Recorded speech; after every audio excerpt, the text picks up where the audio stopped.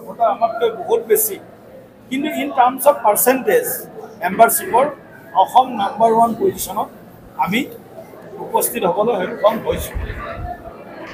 আৰু ধুবুৰীটো আমাৰ সদস্য ভৰ্তি অভিযান তীব্ৰতৰ কৰি তুলিছোঁ। আমাৰ সৰ্বস্তৰৰ কাৰ্যকৰ্তাই বুথ সভাপতিৰ পৰা জিলা সভাপতিলৈকে সকলোৱে মৰ্চাবিলাক আমাৰ নিৰ্বাচিত জনপ্ৰতিনিধি বা প্ৰাক্তন জনপ্ৰতিনিধি সকলোৱে আজি এই অভিযানটোত নামি পৰিছে। আৰু এতিয়ালৈকে আমি প্ৰায় ৪৫,০০০ যোৱাকালি ৰাতি ৮টা বজালৈকে প্ৰায় ৪৫,০০০ আমি সদস্য ভৰ্তি কৰিবলৈ সক্ষম হৈছোঁ যোৱা 10টা দিনত। অৰ্থাৎ আমি ডেইলি ২,৫০০কৈ মেম্বাৰ ধুবুৰীত কৰিবলৈ সক্ষম হৈছোঁ। ধুবুৰী জিলাখনত ডেইলি 2,500 মেম্বাৰে স্বতঃস্ফূৰ্তভাৱে নিজে মিছ কল দি আমাৰ ৰাষ্ট্ৰীয় দলটোৰ বা সাহস দলটোৰ সদস্য হ'বৰ কাৰণে আগবাঢ়ি আহিছে। এতিয়া আমি আমাৰ কাৰ্যকৰ্তাসকলৰ জৰিয়তেও আমি গাঁৱে ভূঞে যাম, বুথে বুথে যাম, পৰিয়ালৰ ঘৰে ঘৰে যাম। আৰু এই অভিযানটো আমি ২৫ ছেপ্টেম্বৰ তাৰিখলৈ চলাম। আৰু তেতিয়ালৈকে আমি কমেও ১.৫ লাখ যাতে ধুবুৰীৰ তিনিওটা বিধানসভা সমষ্টিত, ধুবুৰী, গৌৰীপুৰ, গোলকগঞ্জ তিনিওটা বিধানসভা সমষ্টিত যাতে আমি কমেও ১.৫ লাখ সদস্য, প্ৰাথমিক সদস্য আমি ভৰ্তি কৰিব পাৰোঁ। তাৰ কাৰণে আমাৰ পৰিকল্পনা আৰু পৰ্যালোচনা দুয়োটাই আজিৰ সভাখনত আমি কৰিছোঁ। ৰাজ্যখনৰ সুৰক্ষা আৰু সমৃদ্ধি বা দেশখনৰ সুৰক্ষা আৰু সমৃদ্ধি এই দুটাই আমাৰ প্ৰায়ৰিটি বিষয়। আমি সুৰক্ষিত হৈ থাকিব লাগিব আৰু ভৱিষ্যত প্ৰজন্মক এখন সুৰক্ষিত অসম, সুৰক্ষিত ধুবুৰী উপহাৰ দি থৈ যাব লাগিব। তাৰ লগে লগে বিকাশ, যেনেকৈ ধুবুৰী ফুলবাৰী ব্ৰিজৰ নিৰ্মাণ কাৰ্য পূৰ্ণগতিত চলিছে, ঠিক তেনেকৈ আমি অন্যান্য যিবিলাক বিষয়, ক'ৰবাত কলেজ লাগে, ক'ৰবাত মেডিকেল কলেজ লাগে, ক'ৰবাত টেকনিকেল কলেজ লাগে, ক'ৰবাত ৰাস্তা লাগে, ক'ৰবাত দলং লাগে, ক'ৰবাত আঁচনি লাগে, এইবিলাক কথা আমাৰ দলে চিন্তা কৰিছে। আৰু সামগ্ৰিকভাৱে অসমখনৰ স্বাভিমান, অসমৰ কৃষ্টি সংস্কৃতি সভ্যতা, অসমত থকা আমাৰ খিলঞ্জীয়া জনগণ যিসকলে আমাক এক সুৰক্ষিত অসম উপহাৰ দি থৈ গৈছে, এনেকুৱা ভাৰতবৰ্ষখনক ভাল পোৱা ভাৰতীয় নাগৰিকসকল সকলোৱে মিলি আমি যিবিলাক কাম কৰিছোঁ, কেৱল ৰাস্তা ঘাট দলঙৰ কথাই আমি ক'ব খোজা নাই। অসম বিধানসভাত শেহতীয়া যি সত্ৰ, তাত ২খন আইন, সংশোধনী আইন আমি গৃহীত কৰিছোঁ। এখন আইন হ'ল বাল্য বিবাহ আৰু বহু বিবাহ বন্ধ কৰা।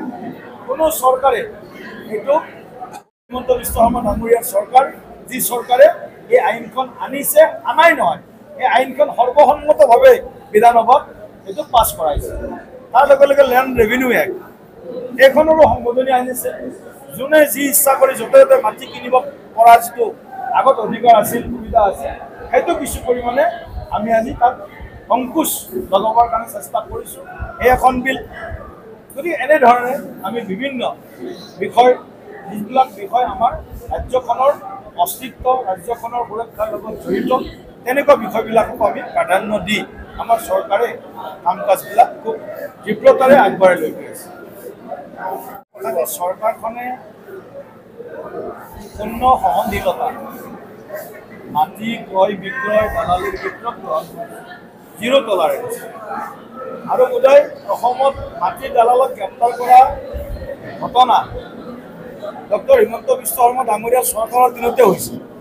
ইয়াৰ আগত কোনো মাটি দালালক অভিযান আকাৰে ক'ৰবাত চলাই কাৰোবাক গ্ৰেপ্তাৰ কৰিছে আমি কিন্তু শুনা নাছিলোঁ। আমাৰ যিখিনি বয়স হ'ল, এতিয়া যদি ক'ৰবাত তেনেধৰণৰ ঘটনা চলি আছে, মই ভাবোঁ আপোনালোকো গণতন্ত্ৰৰ চতুৰ্থ স্তম্ভ, আপোনালোকেও এনেকুৱা বিষয় থাকিলে আইনৰ বা আমাৰ চৰকাৰখনৰ দৃষ্টিগোচৰ কৰিব।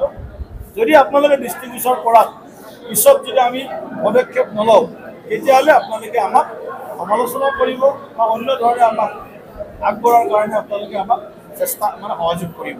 কিন্তু আমি কোনো দালাল ৰাজক, কোনো কমিশ্যন ৰাজক আজি এই ৰাজ্যখনত প্ৰশ্ৰয় দিব পৰা কামত আমি সমৰ্থন কৰা নাই, ভৱিষ্যতেও নকৰোঁ। প্ৰধান কথাটো স্মাৰ্ট মিটাৰৰ কথাটো মুখ্যমন্ত্ৰী ডাঙৰীয়াই যাৰ যাৰ তেনেকুৱা অভিযোগ আছিল আছে, মুখ্যমন্ত্ৰী ডাঙৰীয়াই নিজাববীয়াকৈ এই বিষয়টো তদাৰক কৰি আছে।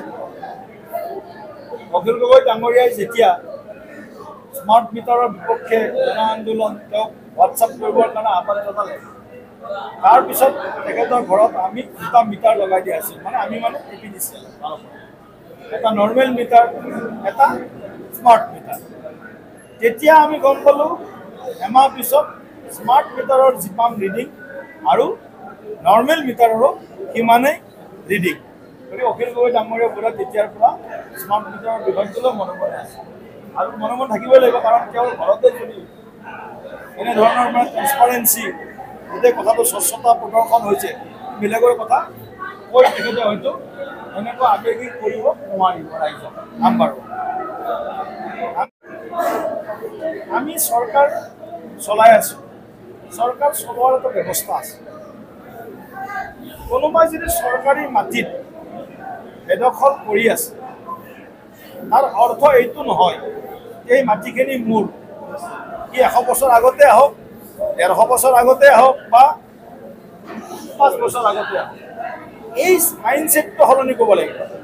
চৰকাৰে যদি ভাবে এই মাটিখিনি আমি এটা ডাঙৰ বৃহৎ প্ৰকল্প আমি কৰিম, আত্মনিৰ্ভৰ অসম যি আমাৰ লক্ষ্য আছে তাক আগবঢ়াই লৈ যাম, এই লক্ষ্যটোৰ কাৰণে যদি কোনোবাই তাক বাধা দিয়ে, অৰ্থাৎ চৰকাৰৰ কাম কাজত যদি কোনোবাই অনাহক হস্তক্ষেপ কৰে, আইনৰ বিৰুদ্ধে অৱস্থান কৰে, তেতিয়া চৰকাৰৰ ওচৰত সম্পূৰ্ণ এইটো অধিকাৰ থাকে বা DMৰ ওপৰত, ডিষ্ট্ৰিক্ট কালেক্টৰৰ ওপৰত, ডিষ্ট্ৰিক্ট কমিশ্যনাৰৰ ওপৰত এইটো অধিকাৰ থাকে।